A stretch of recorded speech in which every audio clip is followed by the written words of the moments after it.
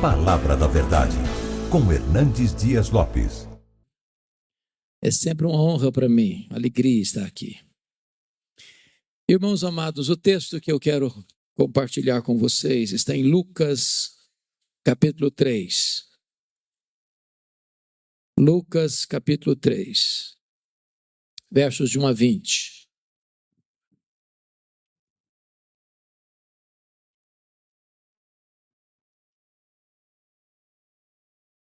Após a leitura, eu peço que você mantenha a sua Bíblia aberta nesta passagem. No 15º ano do reinado de Tibério César, sendo Pôncio Pilatos governador da Judéia, Herodes tetrarca da Galileia, seu irmão Filipe tetrarca da região de Tureia e Traconites, e Lisânias tetrarca de Abilene, sendo sumos sacerdotes Anás e Caifás, veio a palavra de Deus a João, filho de Zacarias, no deserto. Ele percorreu toda a circunvizinhança do Jordão, pregando o batismo de arrependimento para a remissão de pecados, conforme está escrito no livro das palavras do profeta Isaías. Voz do que clama no deserto, preparai o caminho do Senhor, endireitai as suas veredas.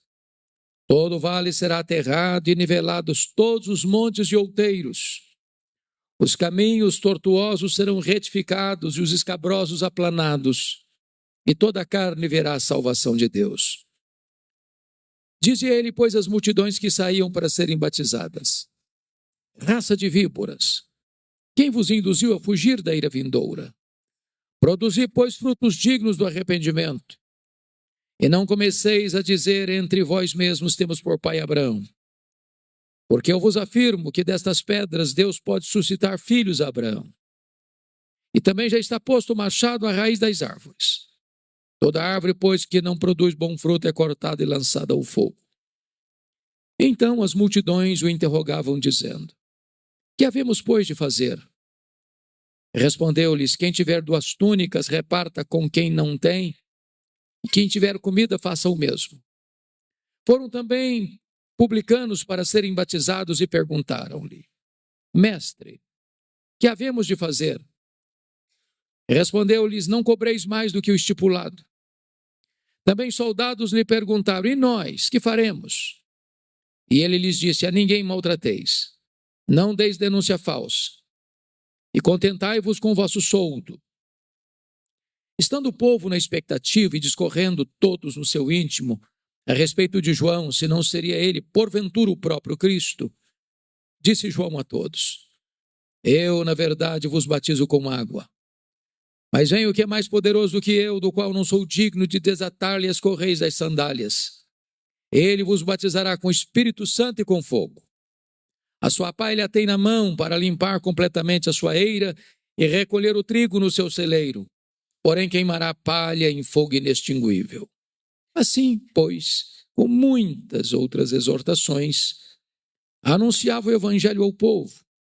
Mas Herodes, o tetrarca, sendo repreendido por ele por causa de Herodias, mulher de seu irmão, e por todas as maldades que o mesmo Herodes havia feito, acrescentou ainda sobre todas a de lançar João no cárcere.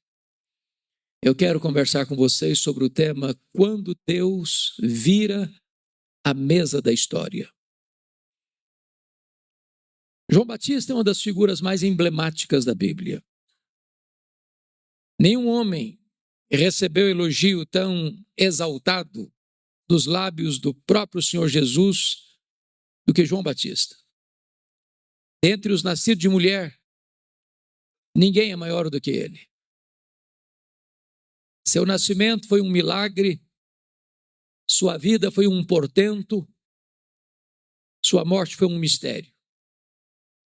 João Batista é uma espécie de dobradiça da Bíblia.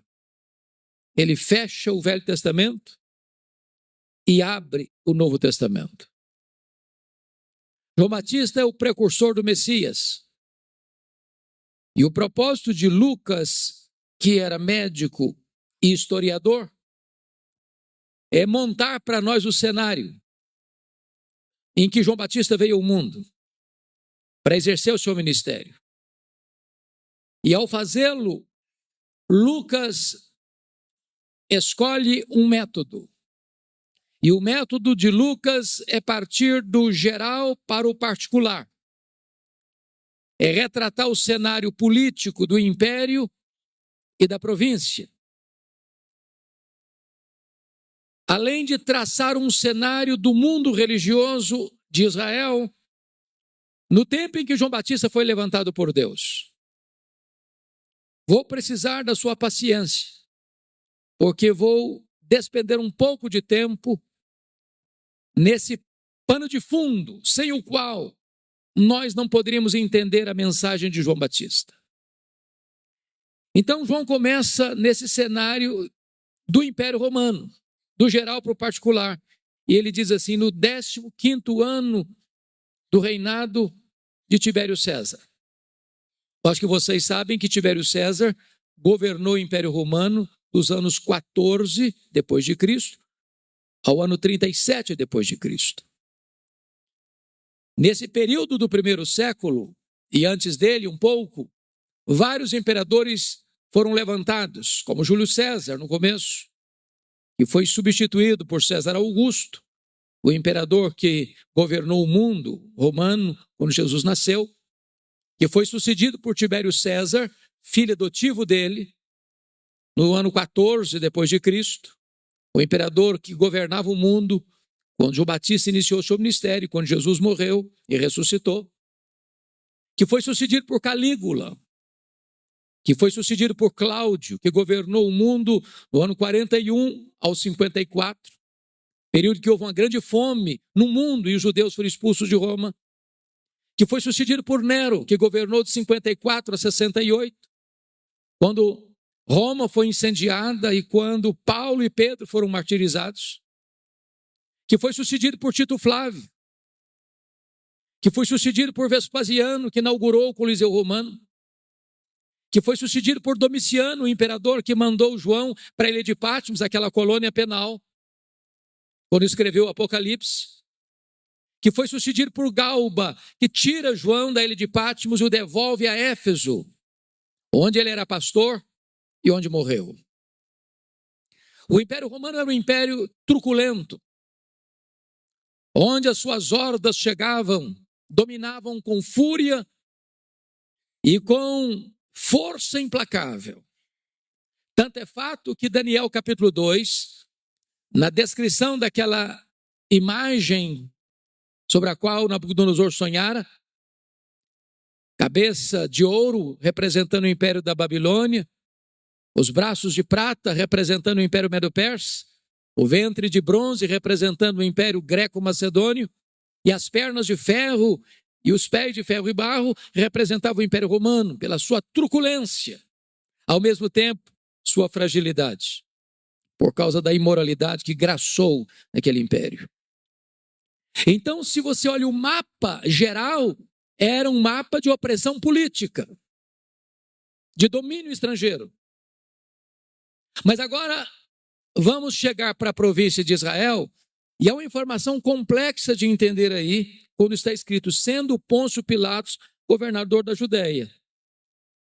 E em seguida, a menção de 3 tetrarcas da família herodiana. E a grande pergunta é, por que Pôncio Pilatos está aqui, se ele não é da família herodiana? Se ele é um governador romano? Como ele caiu de paraquedas aqui? Pois bem, para explicar isso é muito importante entender o cenário geral. Então vamos retroceder um pouco para compreendermos esse cenário. Vocês se lembram que quando o Antigo Testamento encerra, quem governa o mundo é o Império Medo-Persa. Quando Israel foi levado para o cativeiro na Babilônia, a Babilônia governava. Mas quando Israel retorna, já é um outro império que governa, o Império Medo-Persa. Esse império caiu nas mãos do Império Greco-Macedônio, Filipe da Macedônia, Alexandre o Grande, que espalha a cultura helênica, a cultura grega, e espalha também uma língua universal, era o inglês de hoje, a língua grega. Porque Alexandre o Grande não tinha herdeiro para o trono, quando ele morre, o seu grande império é dividido entre 4 grandes generais. É nesse período que nós temos a tradução do Velho Testamento para o grego, chamada Septuaginta. Israel ficou ora sob o governo dos Ptolomeus do Egito, do general Ptolomeu, ora sob o governo dos Seleucidas da Síria. Foi nesse período do governo da Síria em Israel que Antíoco Epifânio profana o templo, sacrificando um suíno no altar. O que desemboca na guerra chamada Guerra dos Macabeus, Judas Macabeu, Matatias Macabeu, e esta família Asmoneia, a família Macabeia, ganha essa guerra e liberta Israel do poder dos Seleucidas, formando então um governo independente da família Asmoneia. Porém, no ano 63 a.C., Pompeu domina Israel, e Israel então é agregado ao grande Império Romano, e Roma passa a dominar o território de Israel a partir do ano 63 a.C., nomeando Antípater como rei sobre todo o território de Israel. Com a morte de Antípater, quem assume o governo e recebe o título pelo imperador romano, César Augusto, pelo Senado romano, é Herodes o Grande. E aqui nós já vamos entrar em personagens mais conhecidos por nós. Pois bem, vale destacar, irmãos, que quando você fala em Herodes é difícil às vezes entender, porque você tem 4 Herodes no Novo Testamento. Primeiro, Herodes o Grande, foi o que mandou matar as crianças de Belém. Depois você tem esse Herodes aqui, Herodes Antipas, o que mandou matar João Batista. Depois você tem o Herodes Agripa I, que mandou matar o apóstolo Tiago em Jerusalém, Atos 12. Depois você tem o Herodes Agripa II, lá em Atos 26, aquele que disse para Paulo em Cesareia: por pouco me persuades, mas fazer um cristão. Eu estou fazendo essa retrospectiva para explicar para vocês como é que esse camarada aparece aqui, Pôncio Pilatos. Herodes o Grande era um grande construtor, um grande empreendedor. Para vocês terem uma ideia, tudo que tinha grande em Israel foi ele que fez. Foi ele que ampliou e embelezou o templo de Jerusalém, transformando-o maior e mais belo do que o templo de Salomão. Foi ele quem construiu o porto de Cesareia, abrindo o comércio para o mundo e facilitando as viagens missionárias. Foi ele quem construiu a fortaleza de Massada,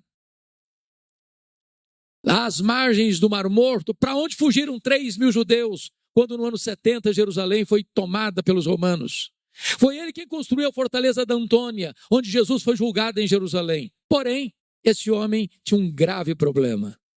Ele era truculento demais, medroso demais de perder o poder, capaz de fazer qualquer atrocidade para não perder o poder. Me permita clarear um pouco mais. Herodes I casou-se 9 vezes.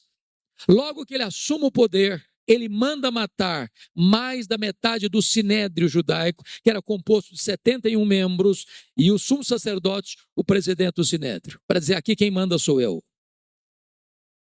Este homem, tendo 9 casamentos, uma esposa era chamada a esposa preferida, Mariana, da nobreza. Quando ele se casa com ela, ele manda matar os parentes da esposa preferida, porque eram da nobreza e ele tinha medo que eles concorressem com ele. Antes desse fato, a sua sogra Alexandra pede a ele para nomear Estóbulo, um menino de 17 anos, como sumo sacerdote, e ele o faz, porque o sacerdote estava corrompido. E ele vai bem, e ele fica com ciúmes e manda matar Estóbulo. Dona Alexandra, sua sogra, com medo dele, foge para o Egito. E ele manda seus emissários no Egito e mata a sogra lá no Egito. Depois dessa matança, César Augusto o convoca a Roma para lhe dar uma descompostura, dizendo o seguinte: é melhor ser filho de um porco do que ser filho de Herodes. Antes dele viajar para Roma, com medo da sua mulher, cuja família estava sendo assassinada por ele, Mariana, ele mata a esposa preferida, Mariana, antes de viajar. Quando ele retorna de Roma, ele manda 2 filhos dele estudar em Roma. Salomé, sua irmã, pior do que ele, disse: quando seus filhos voltarem, estarão mais aptos para governar do que você. Ele não titubeou, mandou matar os 2 filhos. Quando ele estava para morrer, na estância mineral de Jericó, ele fez a sua irmã Salomé jurar para ele que no dia da morte dele, ela mandaria matar pelo menos um nobre das famílias ricas de Jerusalém, porque queria ter choro e lágrimas no seu funeral. Quando você escuta essa saga deste homem, você vai entender um versículo da Bíblia, pastor Jeremias, que eu demorei anos para entender. Mateus capítulo 2. Os magos chegam do Oriente, em Jerusalém, e fazem a seguinte pergunta: onde está o recém-nascido rei dos judeus? Vimos a sua estrela no Oriente, e viemos para adorá-lo. E o rei se alarmou, ele e toda Jerusalém. Como é que um rei se alarma com uma pergunta dessa? Como é que uma cidade toda fica empolvorosa com uma pergunta dessa? É porque Jerusalém sabia do que este homem truculento era capaz de fazer, sempre que alguém se colocasse no caminho dele, tentando usurpar o poder e o trono dele. É por isso que ele mandou matar as crianças de Belém e arredores, tentando eliminar a pessoa de Jesus Cristo. Mas deixa eu dizer algo para vocês. Os poderosos também morrem. Só o nosso Deus continua no trono. Deus faz apiar do poder os poderosos, os truculentos. Com a morte de Herodes, o Grande, o território de Israel é repartido em 4 partes. A Bíblia chama isso de tetrarquia.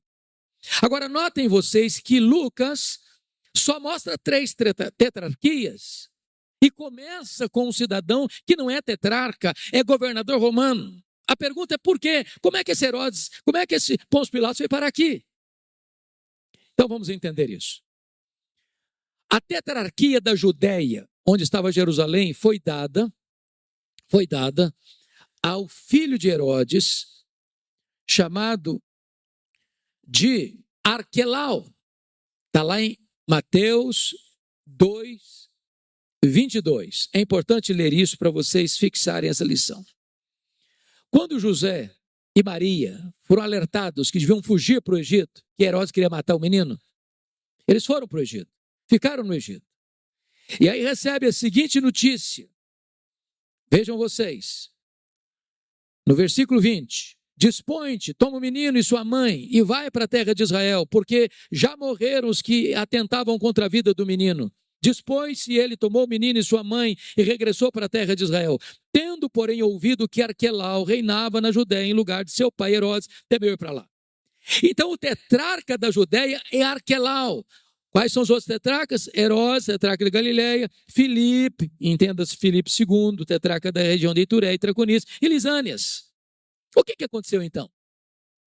O Arquelau, ao assumir a tetrarquia da Judéia, foi tão mau, tão violento, tão cruel, tão perverso, que os próprios judeus pediram para Roma: tira esse homem daqui, tira esse homem daqui, tira esse homem daqui, bota aqui um governador romano. Preste atenção, todo o território de Israel estava governado por esta família herodiana, por essa família edomita, descendente de Esaú. Os próprios judeus pediram para Roma tirar o Arquelau de lá. O que Roma fez? Aproveitou a oportunidade, sacou do poder, introduz, bota o pé dentro de Jerusalém e nomeia um governador romano para governar a Judéia. É por isso que você está vendo esse indivíduo aqui, Pôncio Pilatos. Ele não foi o primeiro, ele foi o 5º governador. Gente boa ele era? Não. Não. O homem era mau. A pessoa achar alguém bom nesse versículo está difícil, né? O camarada era tão mau que a Bíblia diz que quando os galileus vieram em Jerusalém para adorar, ele mandou matar os galileus e misturar o sangue deles com seus sacrifícios. Se você olhar o restante do time, filhos de Herodes, Antipas, Filipe e Lisânias, todos eles maus, perversos, violentos. O que Lucas quer mostrar para nós? Que o cenário político do império estava mal, que o cenário político da província estava pior ainda. Mas talvez você pergunte assim: bom, quem sabe o cenário religioso vai dar uma melhorada. Dá uma olhadinha no versículo 2. Sendo os sumos sacerdotes Anás e Caifás. O que você achou de estranho aqui? Só tinha um sumo sacerdote. Agora tem 2. Para vocês terem uma ideia, meus amados irmãos, do ano 37 a.C. ao ano 26 depois de Cristo, aconteceram ou tiveram 28 sumos sacerdotes em Jerusalém. Sabe o que está acontecendo aqui? O cargo eclesiástico mais alto da religião judaica era vendido a preço de ouro. A religião estava capitulada à apostasia e à corrupção. O Anás é o sogro, o Caifás é o genro. O Anás já tinha sido deposto, mas por ser muito influente, ele ainda estava nos bastidores. Era o sumo sacerdote de fato, enquanto o genro era o sacerdote, sumo sacerdote de direito. Quando Jesus foi examinado na época do seu julgamento, mandaram-no para Anás, mas na hora de dar a canetada para enviá-lo ao governador, foi Caifás quem mandou. Ou seja, se a política está péssima, profundamente corrompida e na violência, o mundo religioso está completamente rendido à corrupção e à apostasia. Você pergunta assim, tem esperança? Você olha para o mundo hoje e pergunta, tem esperança? Se olha para o Brasil hoje e pergunta, tem esperança? E eu quero dizer para você que quando tudo parece perdido, quando o cenário está cinzento demais, Deus entra na história, Deus intervém na história, Deus muda e vira a mesa da história, Deus muda o placar do jogo. Porque é nesse contexto que diz a Escritura, veio a palavra de Deus a João, filho de Zacarias, no deserto. Notem vocês que a palavra de Deus não veio a Tibério César em Roma, a palavra de Deus não veio a Pôncio Pilatos em Cesareia, a palavra de Deus não veio a Anás e Caifás em Jerusalém, a palavra de Deus não veio a Herodes Antipas na Galileia, a palavra de Deus veio a João, filho de Zacarias, no deserto. Um homem estranho, vestindo roupa estranha, comendo comida estranha, pregando em lugar estranho, mas onde a palavra de Deus chega, não importa se numa grande metrópole, não importa se numa cidade pequena, não importa se numa região rural, não importa se numa grande catedral, não importa se num templo de chão batido, não importa se num deserto, as multidões se ajuntam para ouvir a palavra de Deus. Como é que esse homem realiza o seu ministério? Confira comigo o versículo 3. Está escrito o seguinte: ele percorreu toda a circunvizinhança do Jordão. Meus irmãos, aqui tem uma metodologia missionária. Leia os profetas, leia sobre João Batista, leia sobre Jesus, leia sobre os apóstolos, e todos eles pregaram portões para fora. Foram lá fora onde as pessoas estavam. Hoje nós queremos que as pessoas venham cá dentro, onde nós estamos. Eles gastaram as solas dos sapatos e nós estamos gastando os assentos dos nossos bancos. A agenda da igreja sempre foi centrífuga para fora. Hoje nós estamos transformando a agenda da igreja em centrípeta para dentro. Mas tem 400 anos que ninguém ouve a palavra de Deus. Tem templo, tem música, tem sacrifícios, tem festas, mas não tem palavra de Deus. Depois de 400 anos de silêncio profético, levanta-se um homem, e o que é que ele prega?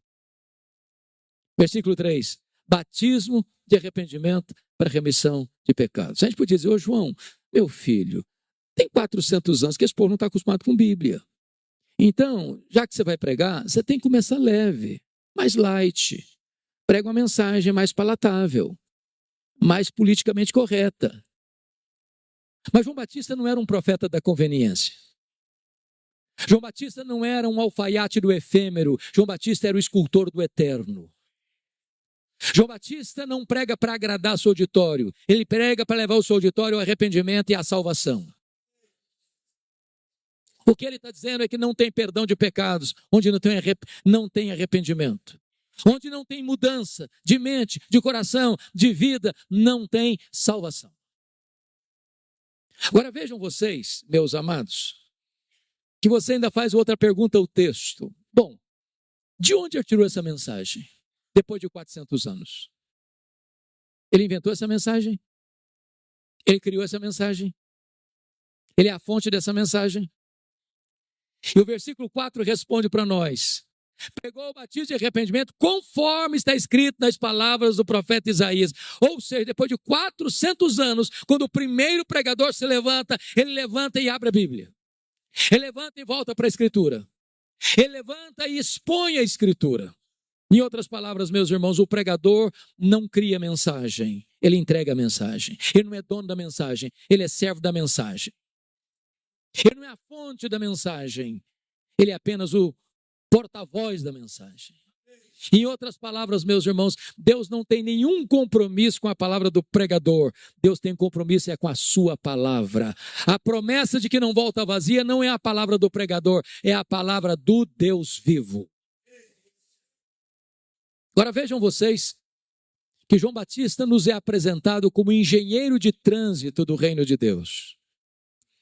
Porque está escrito o seguinte aí, no versículo de número 4. Voz do que clama no deserto, preparai o caminho do Senhor e endireitai as suas veredas. Qual o pano de fundo disso aqui? Os grandes impérios do passado, seja o egípcio, o assírio, o babilônico, o medo-persa, o greco-macedônio, o romano, quando o imperador ou o rei ia visitar províncias longínquas, não tendo estradas adequadas para a comitiva real passar, ele mandava os seus engenheiros de trânsito à frente para abrir estradas. João Batista é esse engenheiro de trânsito que vai preparar o caminho para o Messias chegar, para o Messias passar, para o Salvador chegar e ter acesso. E ele não está falando de estrada, ele não está falando de topografia, ele está falando do seu, do meu, do nosso coração. Penso eu que aqui está o que nós chamamos de avivamento espiritual. Pastor Jeremias e eu, juntamente com uma grande comitiva de pastores e líderes brasileiros, visitamos a missão Quacisabanta em 1991, quando houve um grande avivamento espiritual em 1966. Visitamos ali um templo para 15 mil pessoas, numa fazenda, com 3 cultos por dia, com caravanas do mundo inteiro indo para lá, vendo o que Deus estava fazendo. Cegos viram, tetraplégicos andaram, mortos ressuscitaram. Perguntamos ao pastor Erlo, quando ele esteve aqui no Brasil, aliás, aqui na 8ª, não foi isso? Pastor Erlo, o que é avivamento? E a resposta dele para nós foi esta: avivamento é preparar o caminho do Senhor para que ele se manifeste. E para que o Senhor se manifeste, irmãos, 4 coisas precisam acontecer na nossa vida. A primeira delas, está aí, confira comigo o versículo 5. Todo vale será aterrado. O que é um vale? É uma depressão. É um lugar escuro. Trata-se das áreas sombrias e tenebrosas da nossa alma. Aquelas áreas que estão debaixo de sombras. Esses lugares depressivos e profundos, essas cavernas da nossa alma precisam ser aterrados. O que é um vale? Vale separa 2 montes. Tudo aquilo que separa, a mágoa, o ressentimento, o ódio, o ranço, a amargura, tudo isso tem que ser aterrado. Onde tem mágoa, Deus não se manifesta. Onde não tem perdão, Deus não se manifesta. Ele diz: os montes de outeiros, todos os montes de outeiros serão aplanados. O que é monte? Fala de quê? Primeiro, de incredulidade. Jesus não fez milagres em Nazaré por causa da incredulidade do povo. Onde o povo não crê, Deus deixa de operar as maravilhas. O que é monte? Monte fala de soberba, de altivez, de orgulho. Onde tem vaidade, onde tem soberba, onde tem orgulho, Deus não se manifesta. Porque Deus resiste ao soberbo, mas dá graça aos humildes. Todo caminho torto será retificado. O que é caminho torto? É vida dupla, é hipocrisia. Essa é uma coisa aqui, outra ali, outra acolá. É máscara, é capuz, é fachada, é aparência, é apenas propaganda. Enquanto esses caminhos tortos não forem alinhados com a vontade de Deus, o Senhor não se manifesta. E ele termina em 4º lugar: todo caminho escabroso será aplanado. E o que é escabroso? A palavra escabroso significa fora do lugar. O que está fora do lugar na nossa vida? Nossa vida emocional, nossa vida sexual, nossa vida financeira, nossa vida devocional, nossa vida conjugal, nossos relacionamentos. O que está fora do lugar? É preciso alinhar essas coisas para que Deus então se manifeste. E qual o resultado dessas transformações profundas? É um grande avivamento do versículo 6. E toda a carne verá a salvação de Deus. Louvado seja o Senhor. A palavra de Deus produz mudança, e mudança radical. Mas você ainda pode fazer uma outra pergunta ao texto. Essas multidões que estão lá ouvindo João Batista, como é que nós podemos categorizá-las? Por favor, confira comigo. Versículos 7 e 10 fala de multidões no plural. Por que no plural? Se você ler o contexto de Mateus 3, Lucas 3, Marcos 1, toda a circunvizinhança do Jordão estava lá. Toda a província da Judéia estava lá. Toda Jerusalém estava lá no deserto. Mas tinha quem mais lá? Versículo 12, publicanos. Tinha mais lá, versículo 14, soldados. Por que eu estou querendo destacar isso aqui? Eu tenho lido, pastor Jeremias, sobre alguns estudiosos da área de crescimento da igreja. E alguns estudiosos dizem assim, ó, você quer uma igreja relevante? Você quer plantar uma igreja relevante? Você tem que plantar uma igreja homogênea. Então, eu quero plantar uma igreja para alcançar a classe média alta. Vou plantar uma igreja do lado de um grande condomínio de casas ou apartamentos luxuosos. Uma igreja que vai ter recursos para investir. Mas não, eu quero plantar uma igreja para alcançar a elite intelectual. Vou plantar uma igreja do lado de um grande centro universitário, de uma grande universidade. Mas não. Eu vou plantar uma igreja para alcançar a classe pobre. Eu vou fazer opção pelos pobres, no bairro mais carente da cidade. Sabe o que eu encontro na Bíblia? Zero disso. Zero. Irmãos, a igreja de Deus é o único lugar do mundo onde o homem mais rico se assenta do lado do homem mais pobre e eles são absolutamente iguais. A igreja de Deus é o único lugar do mundo onde o maior empresário da cidade, sendo um diácono da igreja, ele carrega a cadeira nas costas para o pedreiro sentar e sentar com honra.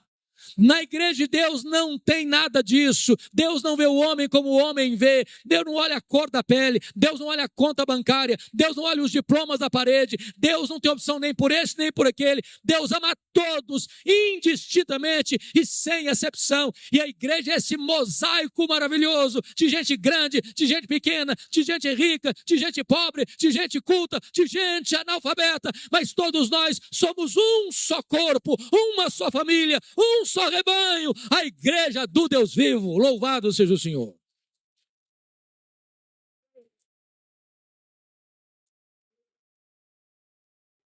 Mas você pode fazer outra pergunta ao texto.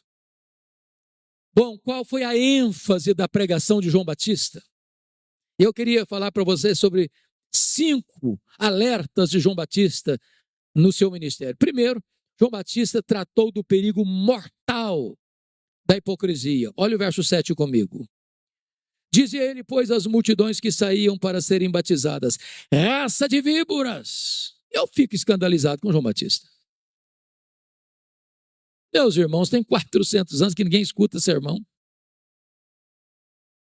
Aí o cara se levantou a pregar e chamou o auditório dele de raça de víboras.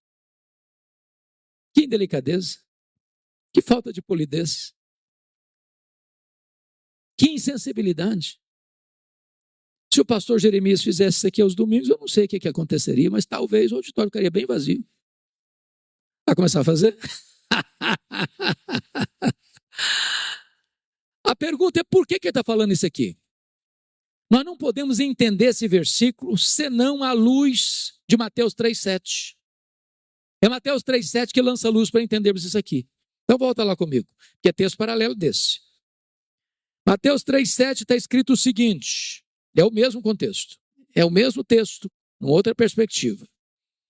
Vendo João Batista, porém, que muitos fariseus e saduceus vinham ao batismo, disse-lhes, raça de víboras.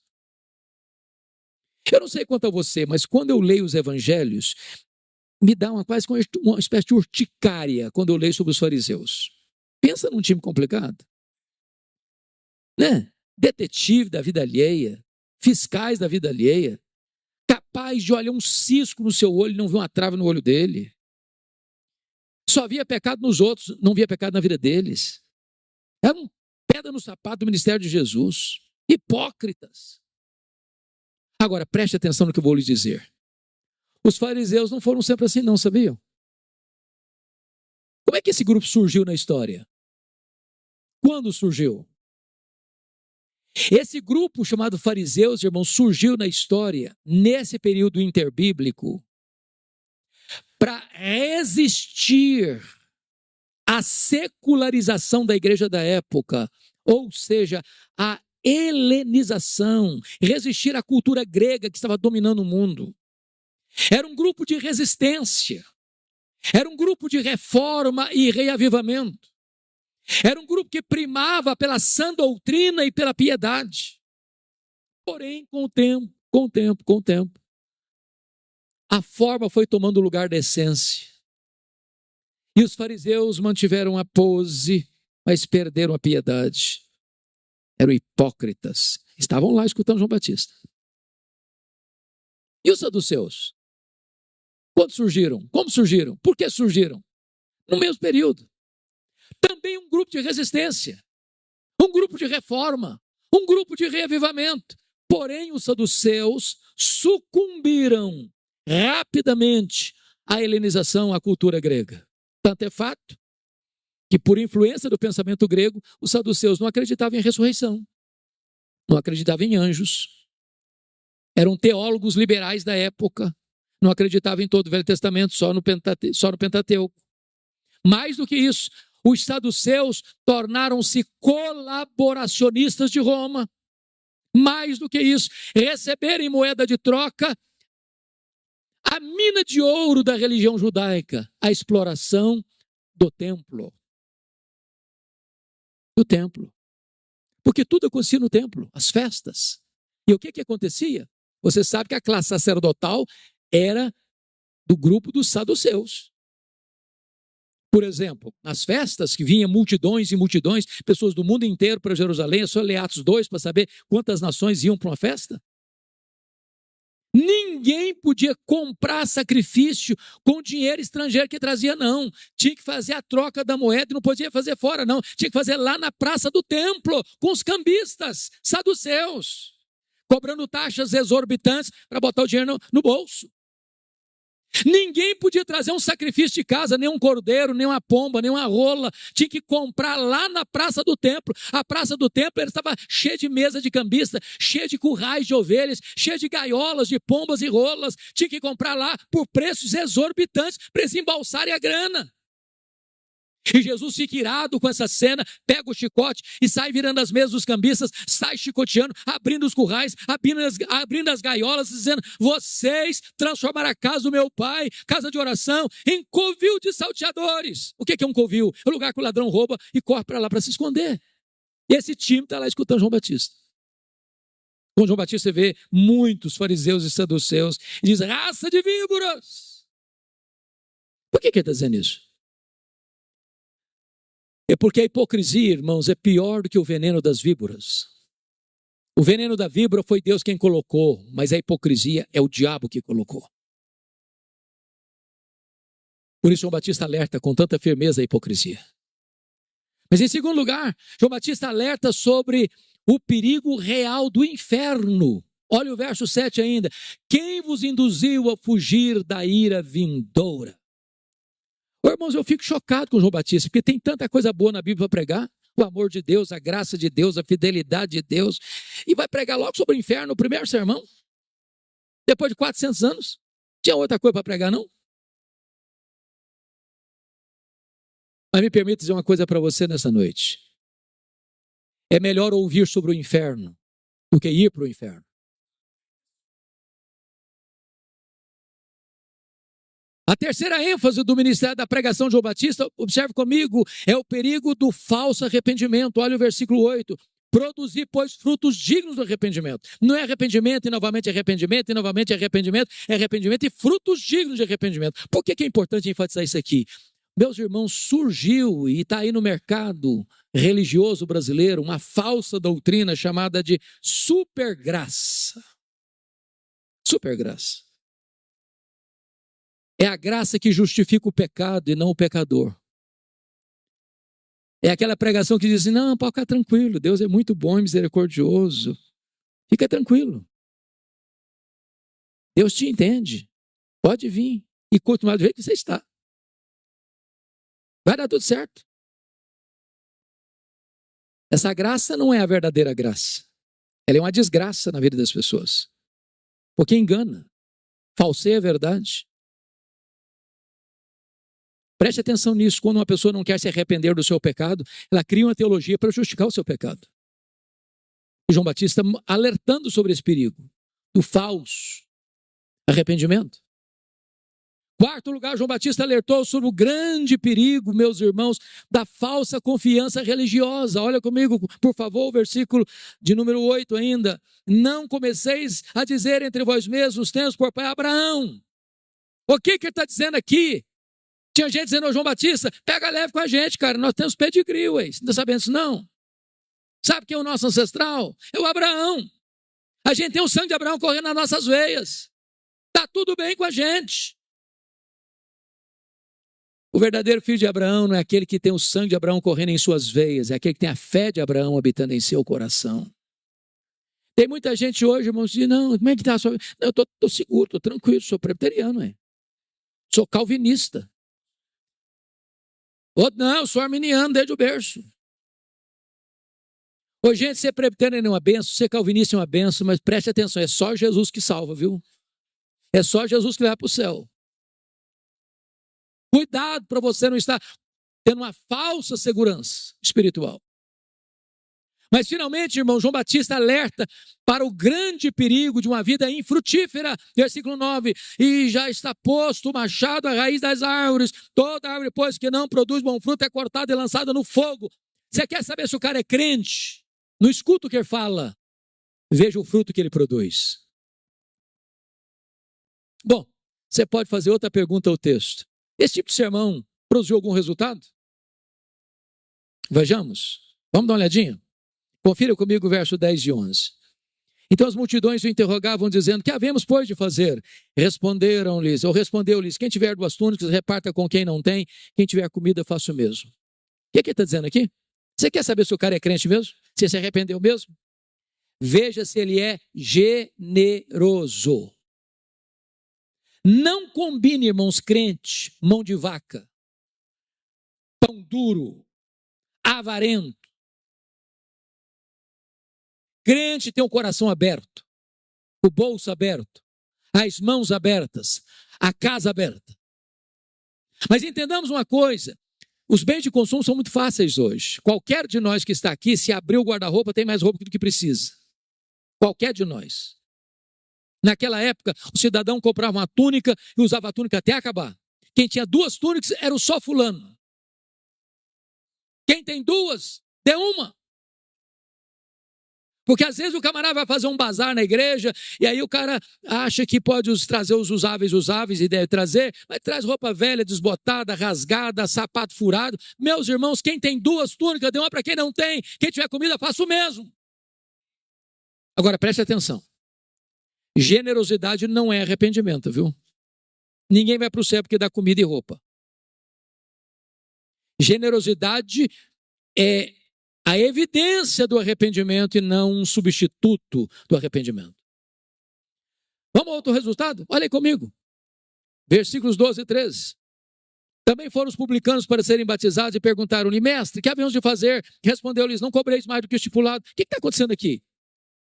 Os publicanos eram os cobradores de impostos. Eu estou falando agora de Receita Federal. Quer dizer para você que o leão está de olho em você. Só que naquela época, o Império Romano não tinha toda a estrutura de controle, como se tem hoje. Então o que Roma fazia para recolher os tributos e os impostos? Fazia concessão. Então você recebia concessão para recolher impostos numa determinada região, com o compromisso de repassar para os cofres de Roma o valor devido, mas Roma não estava nem aí se você cobrasse muito mais e embolsasse a grana. E esse time está lá escutando João Batista. Era a classe mais odiada em Israel. Explorava o povo, já sofrido. E nós, mestre, vamos fazer o quê? João Batista respondeu assim: não cobreis mais do que o estipulado. Você quer saber se um cara é crente mesmo? É se ele é íntegro nos seus negócios. Você não passa a perna nos outros. Você não se aproveita da miséria do outro para explorá-la ainda mais. Você quer saber se o cara é crente mesmo? Veja se ele é uma pessoa confiável, se ele não dá cheque sem fundo, se ele não faz dívida com a intenção de não pagar. Irmãos, o que tem de crente enrolado hoje é uma coisa impressionante. A igreja brasileira precisa de um choque ético. O evangelho transforma o caráter, transforma a vida, transforma a família, transforma os negócios, transforma a vida financeira, transforma a sociedade. Veja o verso 14. Olha aí. Também os soldados lhe perguntaram: e nós, que faremos? E eles disseram: a ninguém maltrateis, não deis denúncia falsa, contentai-vos com o vosso soldo. O que está acontecendo aqui? Vamos entender. Os romanos, os soldados eram funcionários públicos de Roma, num território dominado por Roma. O que João Batista está dizendo para os soldados é o seguinte: olha, cuidado para você não usar a farda que você ostenta, com a arma que está na sua cintura, se sentir poderoso demais, a ponto de maltratar as pessoas. Não exorbite a sua autoridade. Não deis denúncia falsa. O que tem a ver isso aqui? Preste bem atenção. Os soldados estavam mancomunados, conluiados com os cobradores de impostos para receber propina. Então vou ilustrar isso. Chegava o coletor de impostos, o publicano na casa do Sr. José. Sr. José, vim dizer para o senhor que o imposto do senhor esse ano é tanto. O Sr. José dava um suspiro. Disse: meu Deus, eu não consigo pagar tanto imposto esse ano. Se eu for pagar isso tudo, vou passar fome. Sr. José, o imposto é tanto. E não discutia, não, ia embora. Entrava o soldado. Sr. José, o imposto é tanto. Eu não consigo pagar isso tudo. Sr. José, ou o senhor paga, ou eu te denuncio. Ser denunciado por um soldado romano era botar a cabeça a prêmio. E o soldado levava parte dessa grana. João Batista diz: contente com o seu salário, com o seu soldo. Não use de expedientes ilegítimos, ilegais, imorais, para receber propina, para engordar o seu salário. Seja honesto. Eu sei que essas coisas não existem mais hoje, mas nunca é demais alertar. Nunca é demais. Mas me permita agora caminhar para o encerramento e destacar 3 coisas sobre esse pregador. Primeiro, a identidade dele. Confira comigo o versículo 15. Estando o povo na expectativa e discorrendo todos no seu íntimo a respeito de João, se não seria ele porventura o próprio Cristo. Irmãos, ao ler a Bíblia, eu tenho aprendido isso até com o pastor Jeremias nas nossas conversas informais, porque às vezes são detalhes que a gente passa por cima. Então note comigo no verso 15, estando o povo. Quem é o povo aqui? Você escutou lá no versículo 7, as multidões. No verso 10, as multidões. Agora resume todas essas multidões na palavra o povo. Mas tem outra palavrinha aqui. E discorrendo quantos? Todos. Quantos? Todos. Discorrendo onde? No seu íntimo. A respeito de João, se não seria ele porventura o próprio Cristo. Presta atenção no que está acontecendo aqui. Essa multidão todinha está lá escutando João Batista. O cara é corajoso, não tem medo de cara feia, enfrenta todo mundo. De repente todo mundo começa a pensar e cogitar: ô, gente, você quer saber não? Esse cara é precursor coisa nenhuma. E ele não veio preparar o caminho do Messias, é coisa nenhuma. Você quer saber não? Esse cara é o próprio Messias. É ele mesmo, é ele. É ele, tá? Esse cara aqui, ele é o Messias. Esse aqui é o Messias. Gente, o Messias é esse cara aqui, é ele mesmo. Ninguém pensou diferente. Unanimemente, 100% dos votos foram para ele. Ele é o Messias. E essa cogitação de todo o povo se transforma numa pergunta. E essa pergunta, com a voz sedosa do sibilo da serpente, beija os ouvidos de João Batista com essa pergunta tentadora, e a pergunta foi esta: porventura, tu não és o próprio Cristo? Olha a tentação aí, olha a isca venenosa aí. Se João Batista tivesse engolido aquela isca venenosa, ele podia pensar assim: bom, pensando bem, eu acho que eu sou um fenômeno. Tem 400 anos que nunca ninguém fez isso que eu estou fazendo. Aliás, se eu me declarar Messias aqui, o povo já tem do meu lado. Mas ele não engoliu a isca venenosa, não. Ele foi categórico: eu não sou o Messias. Eu vim preparar o caminho do Messias. Eu não sou o verbo, eu sou apenas uma voz que clama no deserto. Eu não sou a luz, eu aponto para Jesus e digo: este é a verdadeira luz que vinda ao mundo e ilumina todo homem. Eu não sou o cordeiro, eu aponto para Jesus e digo: este é o cordeiro de Deus que tira o pecado do mundo. Eu não sou o noivo, eu sou apenas um amigo do noivo. Eu batizo com água, mas aquele que vem depois de mim é mais poderoso que eu, e ele vos batizará com o Espírito Santo e com fogo. Eu não sou digno sequer de me curvar, desatar as correias das suas sandálias. Eu tenho um lema de vida: convém que ele cresça e que eu diminua. Ele não quer jamais roubar a glória que só pertence a Jesus. A segunda coisa que me marca nesse homem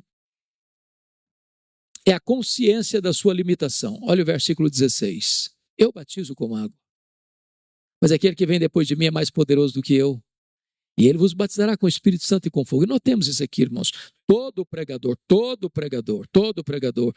é limitado. Nós só podemos pregar aos ouvidos. Só o Espírito Santo pode falar ao coração. Nós, pastores, podemos ministrar os sacramentos, não importa se você vai batizar, se por imersão, efusão ou aspersão, você só pode lidar com o símbolo, que é a água, mas você não tem o poder de batizar com o Espírito Santo. Só Jesus pode batizar com o Espírito Santo. Nós, pastores, podemos pegar o pão, partir o pão e entregar o vinho, e entregar o cálice. Nós só podemos administrar os elementos, mas nós não temos poder para aplicar essas verdades no coração. O pregador é absolutamente limitado, mas ele prega o evangelho, que é o poder de Deus. Ele prega o Cristo todo-poderoso, mas o vaso é de barro. A excelência não está no vaso, está no conteúdo do vaso, a mensagem do evangelho. Mas finalmente, terminando, esse pregador tem uma terceira característica: ele é corajoso. Olha o verso 19 e 20 comigo. Olha aí. Mas Herodes o tetrarca, sendo repreendido por ele por causa de Herodias, mulher de seu irmão, e por todas as maldades que o mesmo Herodes havia feito, acrescentou ainda sobre todas as de lançar João no cárcere. Vamos entender isso aqui. Eu disse para vocês no começo que Herodes o Grande, o pai desse aqui, casou-se 9 vezes, formando o que nós chamaríamos hoje de uma família disfuncional. Aqui que nós chamamos de meio-irmãos. Um único pai, várias mães. E dentre os vários filhos que ele teve, 4 deles tiveram governo. Foram os tetrarcas: o Arquelau, tetrarca da Judeia; o Herodes Antipas, tetrarca da Galileia; o Filipe, que aqui é o Filipe II, tetrarca desta região, que está aí, Itureia, Traconites; Lisânias, tetrarca de Abilene. Mas ele teve muitos outros filhos, dentre eles Filipe I, que morava em Roma. Agora vamos entender isso aqui. Um dia, o Herodes Antipas, tetrarca da Galileia, que era casado com a filha do rei Aretas, vai a Roma e vai na casa do irmão dele, o Filipe I, e se engraça com a mulher do seu irmão, chamada Herodias. Quem era Herodias? Filha de Aristóbulo. Quem era Aristóbulo? Filho de Herodes o Grande. Portanto, Herodias era não só mulher do irmão de Herodes Antipas, mas era a sobrinha dele. De tal forma que o pecado de Herodes foi não só pecado de adultério, mas também pecado de incesto. E aí Herodias disse para Herodes assim: olha, se você me prometer que vai se divorciar da sua mulher, a filha do rei Aretas, eu me caso com você, eu abandono seu irmão, vou embora de Roma com você, para Galiléia. Herodes topou e um dia o Herodes Antipas desembarca na Galiléia com a Herodias a tiracolo. O João Batista vê a cena e não amoleceu. Botou o dedo na cara do rei e disse: não te é lícito possuir a mulher do teu irmão. Ele sabia que estava mexendo num vespeiro, num ninho de cobra. Eu fico imaginando se nós, pastores, fôssemos lidar com pecados particulares dos grandes da nossa nação, o que aconteceria conosco? Talvez não teríamos vida fácil. Foi odiado. Foi preso por causa disso. Preso aonde? Na masmorra de Maquerós. Sabe onde fica Maquerós? Do lado do Mar Morto. Temperatura média, 45 a 50 graus. De vez em quando Herodes ia lá para escutá-lo. Até gostava de ouvi-lo. Mas sabe o que assunto João Batista falava com ele? Juízo final. E o cara saía de lá mais desesperado ainda. Até o dia que eu vou a uma festa no palácio de Herodes, aniversário dele. E a filha de Herodias dançou desenvoltamente diante dele, já chapado, bêbado. Fez uma promessa inconsequente para a menina. E a menina pergunta para a mãe: ô mãe, o que é que eu peço? Ela diz: peça a cabeça de João Batista. Uma bandeja, um prato.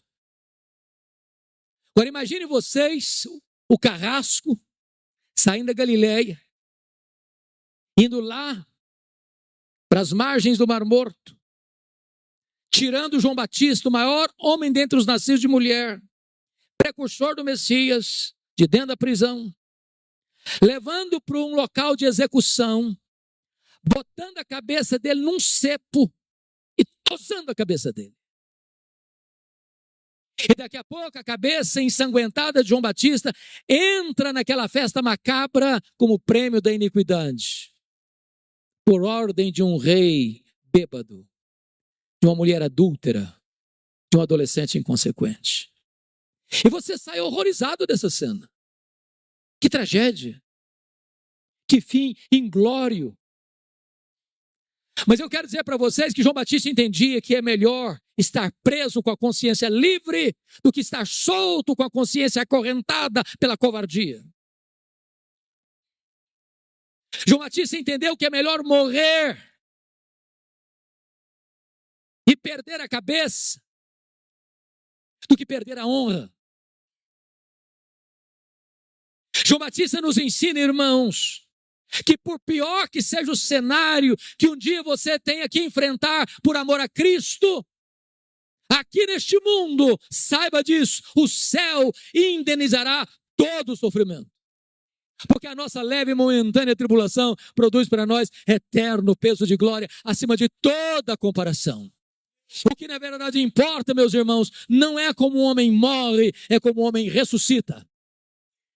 Pensem comigo, que pai e que mãe, em sã consciência, põe hoje o nome de um filho de Herodes? Só um louco ou um desavisado. Mas João Batista ainda morto, mesmo morto ainda fala. E eu espero em nome de Jesus, que a vida deste homem, o ministério deste homem, a morte deste homem inflame hoje o seu coração. E você possa se levantar na força e no poder do Espírito Santo para não ceder 1 milímetro sequer diante das exigências do reino de Deus. Que o Senhor nos abençoe, que o Senhor nos inflame, que o Senhor nos desperte, que o Senhor nos aqueça nesta noite. Vamos ficar em pé e vamos orar.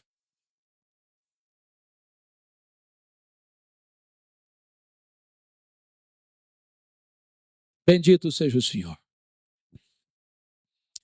Meu Deus, aqui está a tua igreja, povo lavado e remido no sangue do Cordeiro.